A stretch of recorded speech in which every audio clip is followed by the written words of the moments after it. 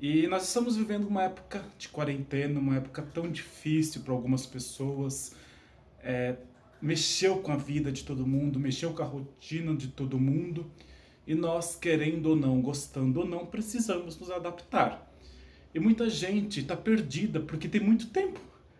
Para quem não tinha tempo, agora tem muito tempo. E é importante esse tempo, é importante pararmos, pensarmos, refletirmos. Eu digo que nós não sairemos igual quando entramos nessa quarentena. E uma coisa que vai te ajudar a passar o tempo, a passar esse momento é a leitura. Nós somos um povo que lê tão pouco, nós somos um povo que precisa ler mais. A leitura vai te dar uma visão de mundo, compreensão, vocabulário, é de extrema importância. E hoje eu venho aqui no teu programa para falar um pouquinho de um livro que modificou a minha forma de ver e de entender o mundo, a minha forma de me relacionar com o mundo.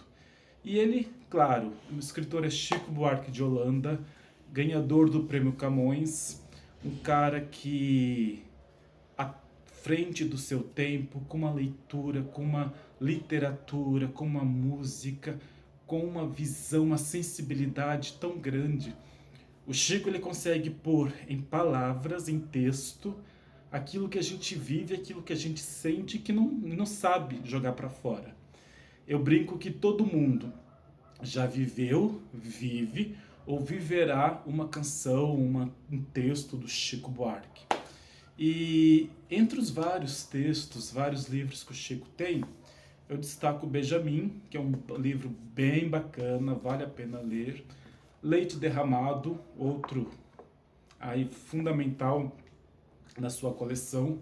Estorvo foi o livro que me fez entrar na literatura do Chico Buarque como escritor, né? Mas o texto que eu quero falar para vocês é esse daqui, é o Budapeste. Budapeste foi o texto, é o livro que revolucionou a minha forma de entender muita coisa. É um romance, mas eu não digo em si que é um romance, eu falo que é um texto, é uma obra que cultua a língua, a fala, a expressão, a sonoridade das palavras, o sonoro das palavras. E Budapeste é do José Costa, que é o personagem principal, e ele é um cara que escreve para outras pessoas. E quando ele está vindo de uma conferência, ele para em Budapeste e lá ele assiste um telejornal e ele se encanta pelo som, pela palavra. E é muito bacana porque é um livro que te faz pensar sobre isso, sobre a nossa regionalidade, o nosso sotaque. A literatura tem isso, né, de poder te jogar para fora, para te trazer para outros mundos, outras interpretações. E quando eu terminei de ler esse livro aqui, eu fui logo na sequência para Belo Horizonte e eu me senti um pouco do José Costa.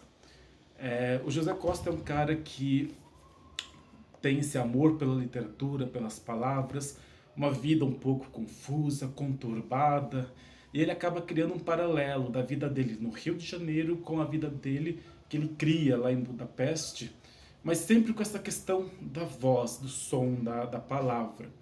E aí é muito bacana a gente perceber o quanto que isso é presente na gente. Eu digo que quando eu terminei de ler esse livro aqui, eu fui para Belo Horizonte e eu lembro de duas situações que me fez me sentir o José Costa. No começo do texto é um pouco difícil, confuso, porque você precisa se entender com o José Costa para poder saborear o que o texto está trazendo. E aí eu lembro que eu estava num ponto de ônibus e tinham duas senhorinhas conversando, com aquele sotaque bem carregado, né, do mineirês. E foi tão gostoso ouvir aquilo, foi tão gostoso perceber a, o particular daquele sotaque, daquela fala, daquela cultura, que por momentos eu me sentia o próprio personagem lá em Budapeste. Eu ficava pensando assim, será que o José Costa teve o mesmo sentimento que eu tô tendo aqui ou eu estou tendo o mesmo sentimento que ele teve lá? É muito bacana. Eu lembro que eu estava lá no ponto, as duas senhorinhas conversando, o ônibus que eu tinha que pegar passou, eu não entrei, eu esperei elas irem embora, pegarem o ônibus dela, só para poder ouvir aquela fala, aquele sotaque. E depois, num outro momento, eu estava numa padaria e a atendente veio com aquela fala, né? Bem mineirinha mesmo. E eu lembro que eu fiquei parado olhando para ela, admirando, rindo. E eu acho que ela pensou assim: meu, que cara louco é esse? Louco mesmo, louco porque um livro, uma leitura, modificou a minha forma de entender tanta coisa.